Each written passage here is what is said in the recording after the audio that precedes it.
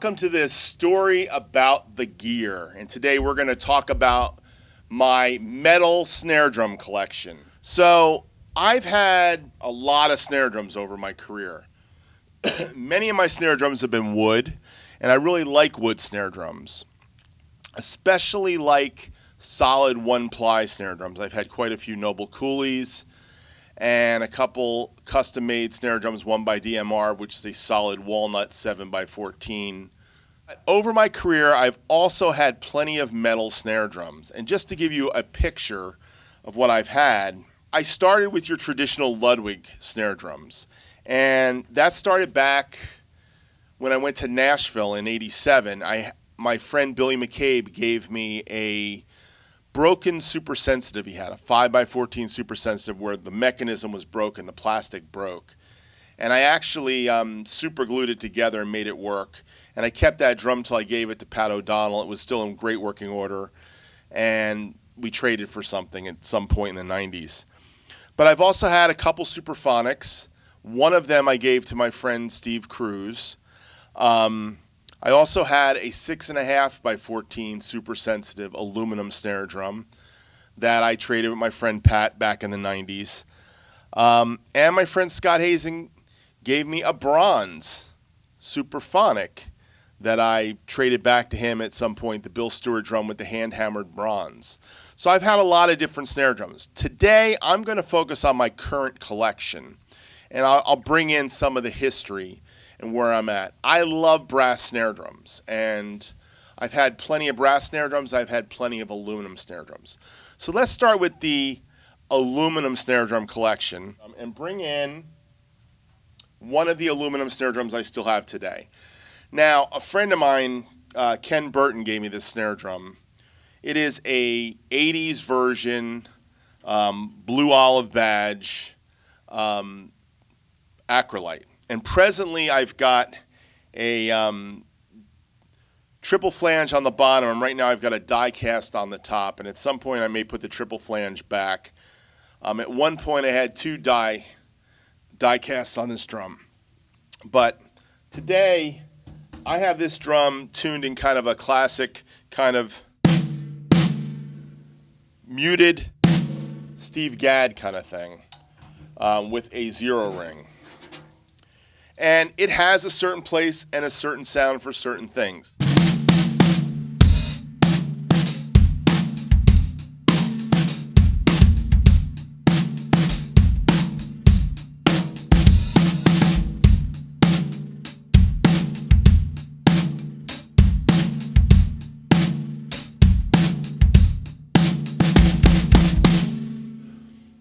Let's give it a little bit of the rim shot.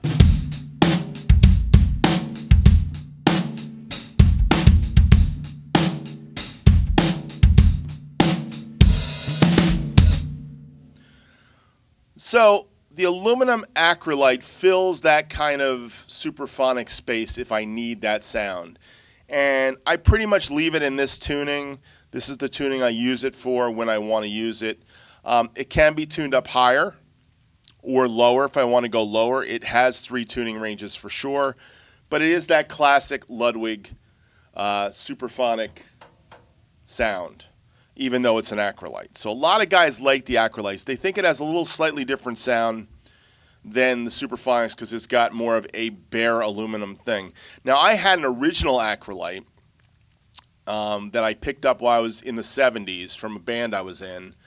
They gave it to me, and I eventually sent that to the curb, which is ridiculous. But it was a 60s Keystone badge acrylite, and my friend Ken heard that story one day, and he decided... He found this in the Salvation Army about 1.5 years ago and said, hey, you need one of these. And he gave it to me. It was all junked up. I needed to clean it up. But this one's got painted gray.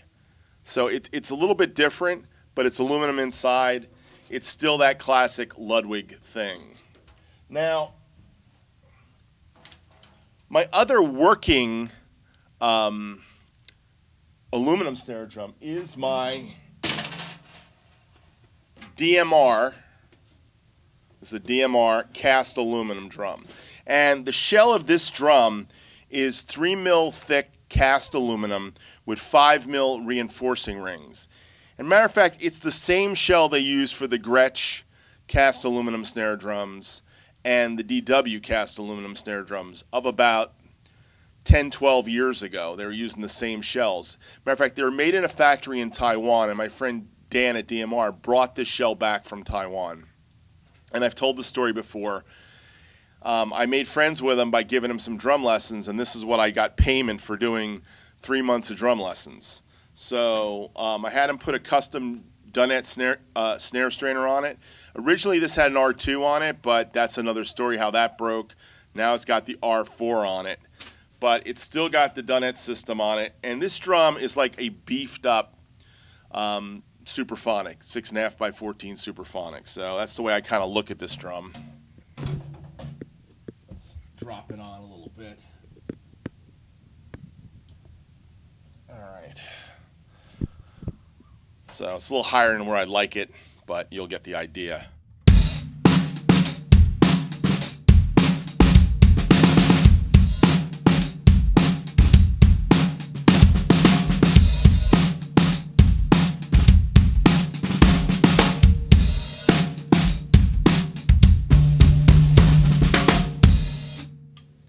So it's got a lot of crack. There's a lot you can do with this drum. See if I got that key in my pocket. If I want to tune this one down, it will go lower. So I'm just taking turns out of it and totally messing up the drum, bringing it to a lower tuning. So that's the lower tuning thing.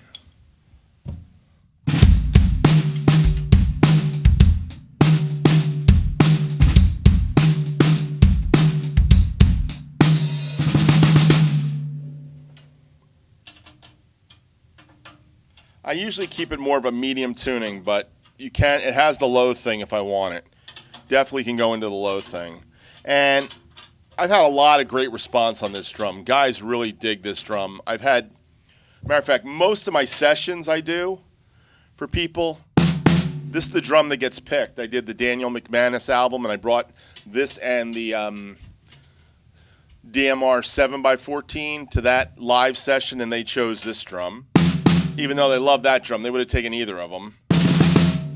A lot of the sessions I do for Christian worship music, it's this drum.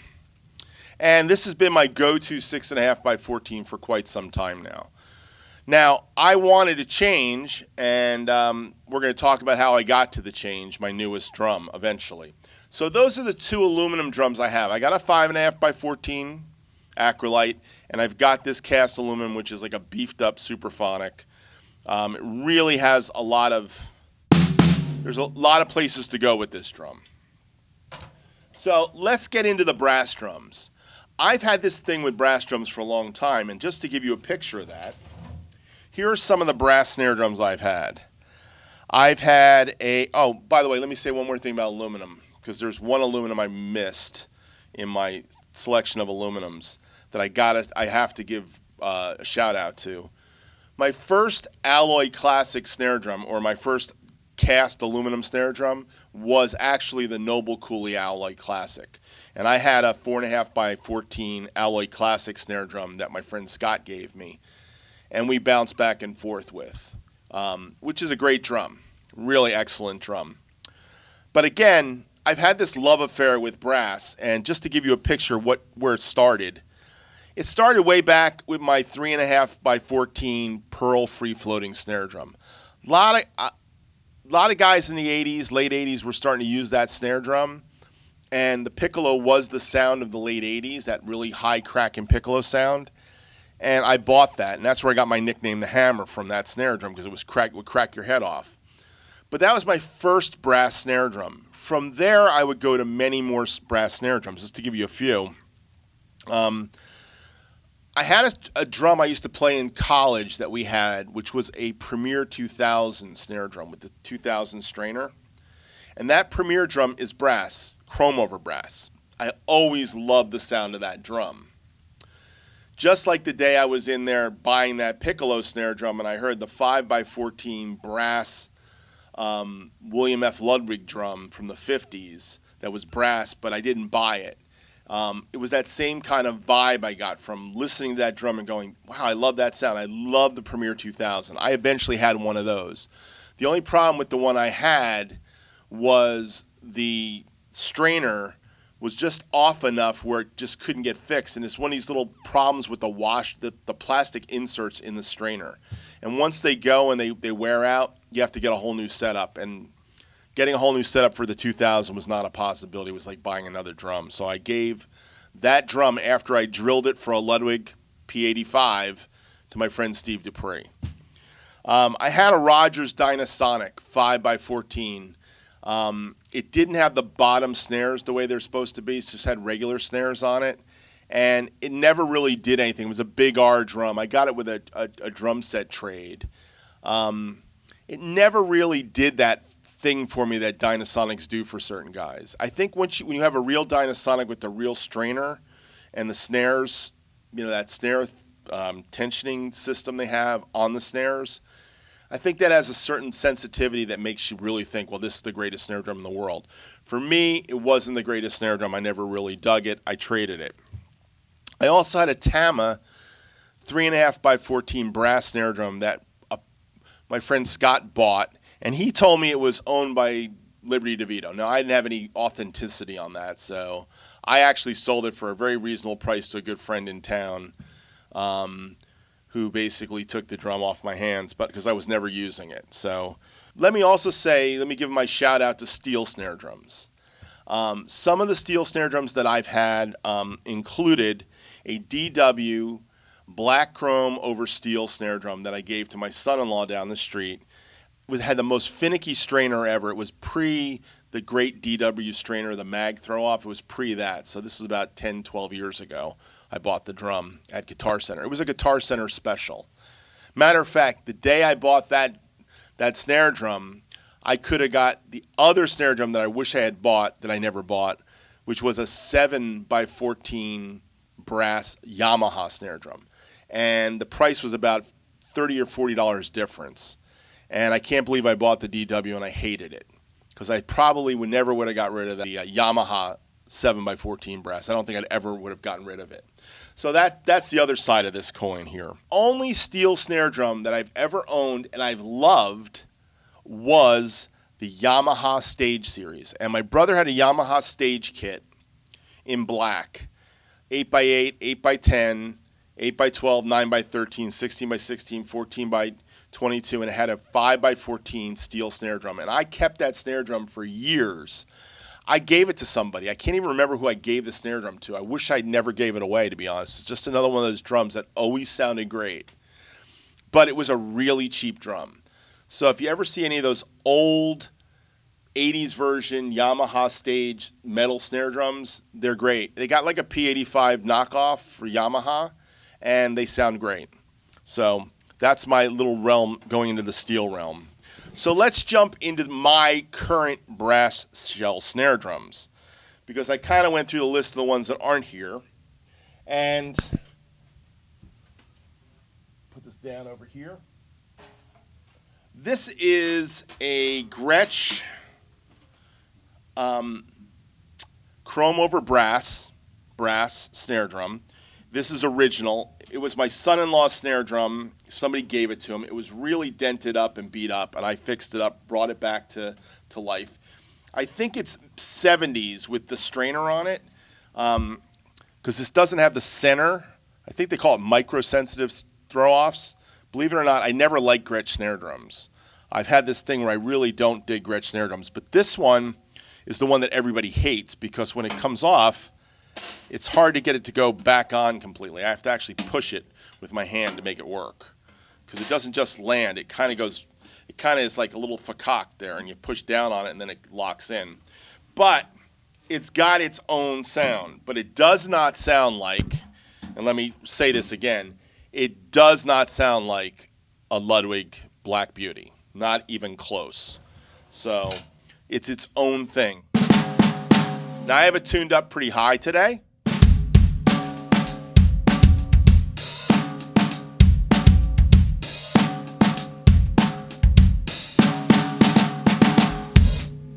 Now, a lot of times when you put a little something on it, Let's see if that'll work. By the way, let me just say this. I bought, if this pops off, I'll take it off for you. Actually, I'll take it off. I bought these from Amazon. They were like $10 for 48 of them. They are absolute garbage. Now, when I first mentioned to someone on my Ask Earl Anything shows, I said, I'm trying them out. Well, let me just tell you, they're garbage. They don't stick and they don't stay, and there's a good possibility my first pop on this is going to bang right on off. So, but this is a little bit muted. Give it more the way I'd play it.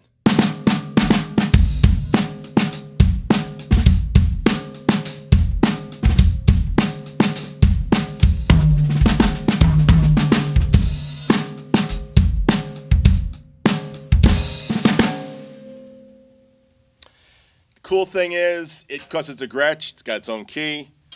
Now, if you tune it down, it's got its own thing in the tune down range, but I don't normally use it here, to be honest. You know, it is an 8-lug. It's not a 10-lug drum, so that makes it different, just from that perspective. But let's give it a listen at the lower. And there it goes. One more time.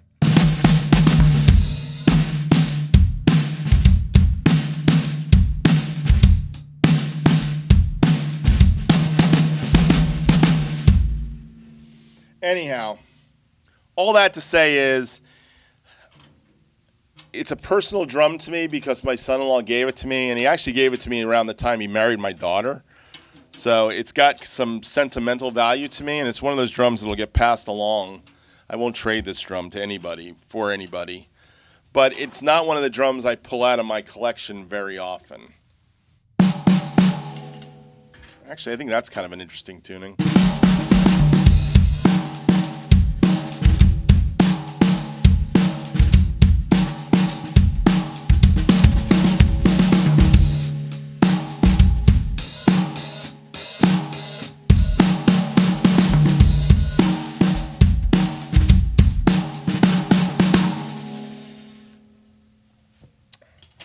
Again, finicky throw. If you need to use this in the middle of a gig, you want to put this back up, you got to use both fingers.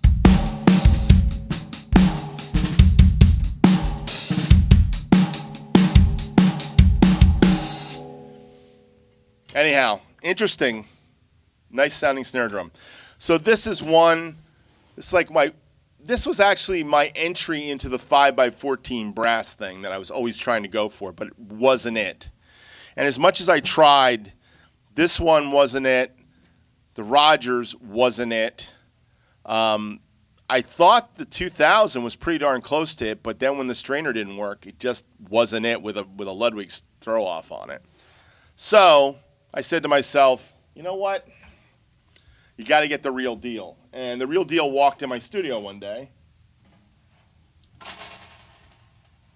And when the real deal showed up, that's when I bought it. And this is a drum. This is like 2009, I've been told. This is a 100th anniversary drum, too, I've been told. This is not B stock. This is the regular old A stock drum. And it's a beauty. And I use this on videos all the time, and guys constantly ask me, what is that snare drum? And it's the 5x14 Black Beauty. And it has a certain sound. So let's give it a listen.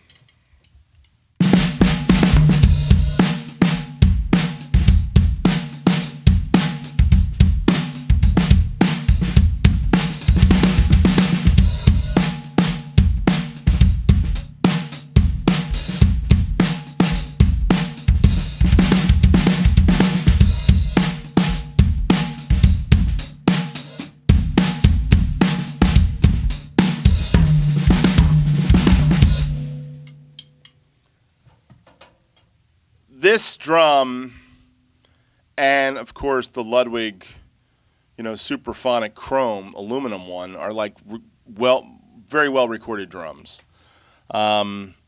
I think the brass has got a little something more than the Supra does. And I've always kind of dug the 5x14.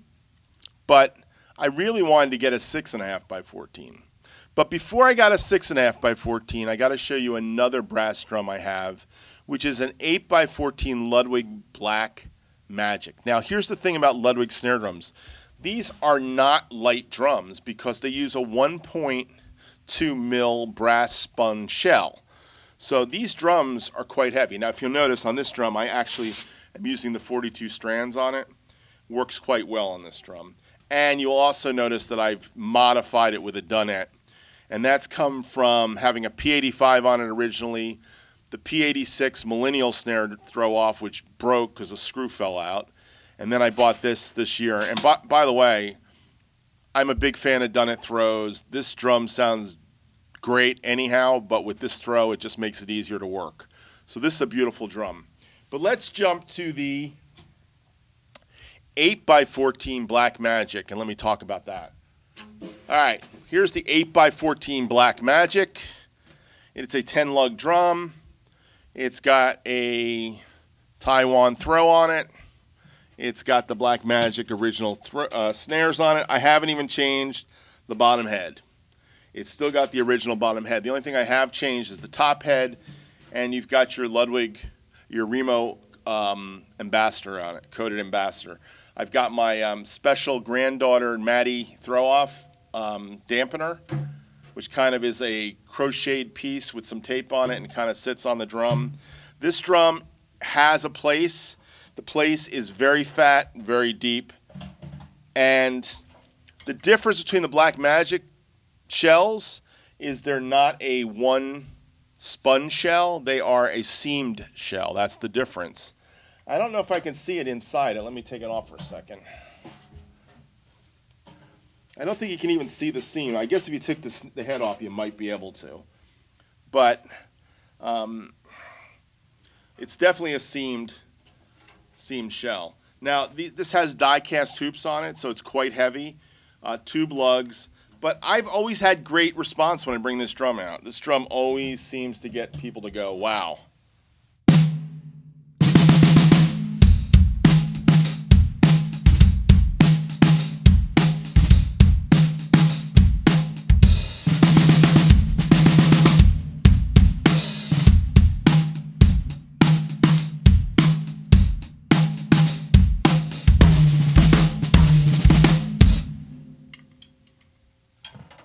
So I bought this drum in 2015. I got it. It was a B stock drum.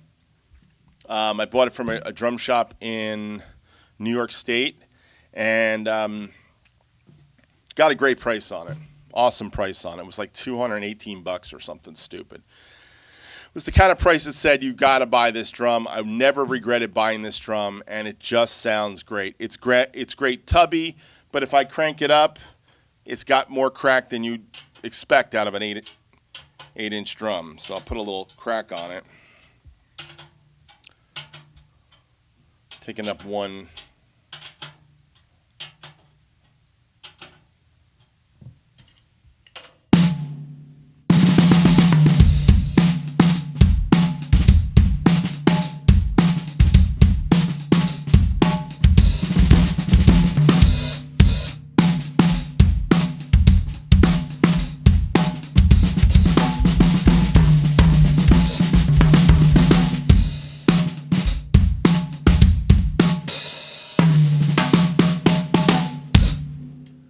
That's the 8x14 Ludwig Blackmagic.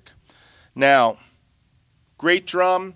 I even thought about buying a 6.5x14 Blackmagic because I wanted to get that 6.5x14 Black Beauty sound.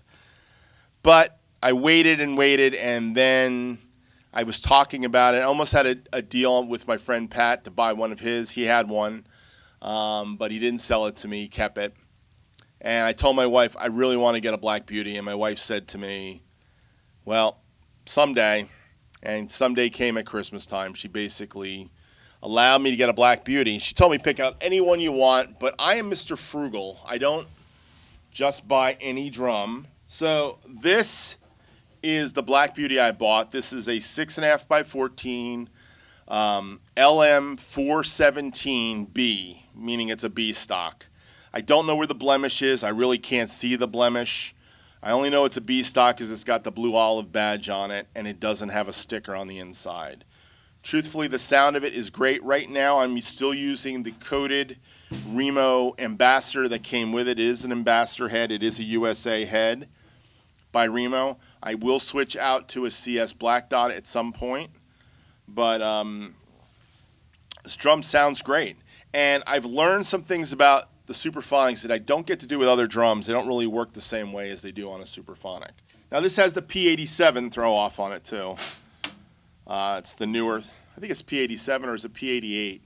I don't know. It's the newest throw off it's got on it. So, all right, here we go. That's been the tuning I've been using it at pretty much.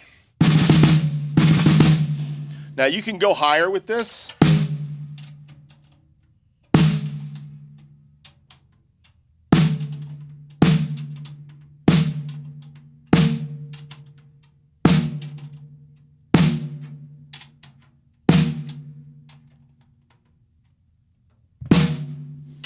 It's a higher tuning.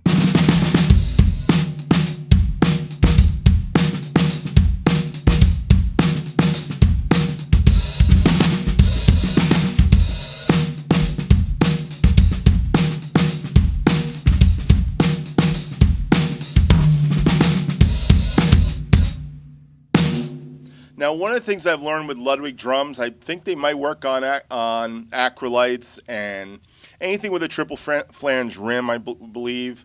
That's Ludwig. There's a trick where wherever you're hitting, if you go across to the other side, so the lug at the other side's over here, if you take these lugs and you just take them down to nothing, I'm just doing one, it gives it that splat.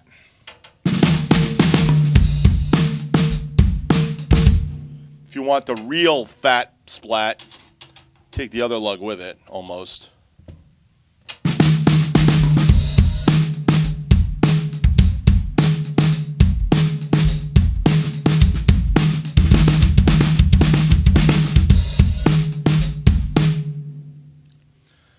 That was like 2 seconds.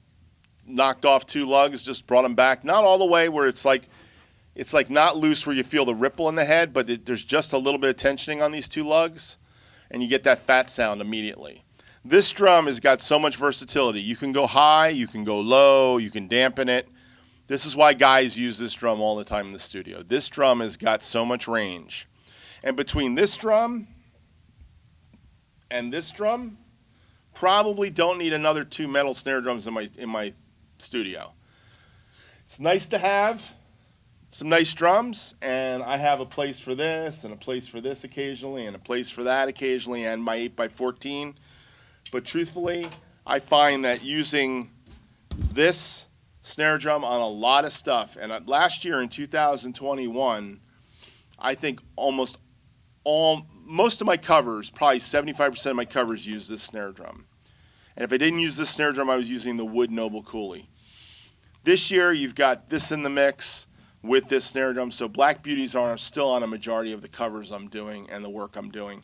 I'm finding a lot of places for this. This may become my go-to 6.5 by 14 for my studio too, for other sessions and stuff. So all that to say is I've had quite a collection, and I continue to have quite a collection of metal drums. All in total, you can see I've got 6 metal snare drums. 1, 2, 3, 4, 5, 6. 6 metal snare drums in my studio today to go along with my wooden snare drums and some of my signature snare drums that I have with, I've bought like 5 by 13 Omar and a 6.5 by 13 Steve Jordan to go along with my couple solid shell drums and a 6-ply Gretsch. I've got enough drums to get a lot of different sounds. But this Black Beauty really is filling that brass void. Now, the only other brass drum that I would ever want is a bell brass. And spending $3,000 for a bell brass is just not in my ballpark. I took the B stock on this and got this drum for under $600. So that's where I went. They're going for about $900 to $1,000 now. So it wasn't the year to buy a true Black Beauty that was in perfect condition from Ludwig, but the B stock worked fine for me. It sounds right. No one's ever going to know the difference, truthfully. If I take it out on a gig, it's still a Black Beauty. It still sounds like a Black Beauty. So this is my journey in snare drums. When it comes to metal snare drums, brass has a sound I really love. Now, I didn't say one drum that I should have said. I had a Superphonic 6.5x14 bronze snare drum, and that was hand hammered, and my friend Scott Hazen got it for me. And I've talked about it, and that was the one I traded for the 5x14 with my friend Ken Burton to get that 5x14 Black Beauty. That was a unique drum. But I will say this, I think the brass has got a little more bite with the warmth, where the bronze has a lot more warmth, especially with the hand hammered on it, than the bite. So this has got a little more bite with warmth. And I guess that's how I would describe brass. It's warm, kind of woody, but not woody, you know what I mean? It's metal, but it's got the warmth. And when I say warmth, it's the darkness to it. It's kind of like good bronze on cymbals, you know. There's a darkness to certain types of bronze. B20 has got that certain darkness to it. Of course, that's if you've got a cymbal that's got a certain weight. Lighter the weight, darker it is. Seems with these snare drums, there's just something the way that Ludwig makes this sponge shell that makes these drums just sound right. And it's why it's a go-to snare drum. So I would recommend to anybody getting one of these. I think they're beautiful drums. There's lots of copycats of the Black Beauty. I mean, Yamaha's made their version of Black Beauties for Manu Katché. Pearl made one for Steve Ferrone back in the day. Steve Ferrone's signature was a Black Beauty, pretty much a Black Beauty ripoff for Pearl. They tried. Lots of companies try to make this snare drum, but not many succeed in making it like this snare drum right here. So anyhow, that's my journey in brass and metal snare drums. I hope you enjoy this show. Hope it's not too long. Thanks for watching. Ask questions. I'll answer questions about the drums on Ask Earl Anything. Hopefully the sound samples will give you a taste. And thank you for watching. Have a great day. Bye, everybody.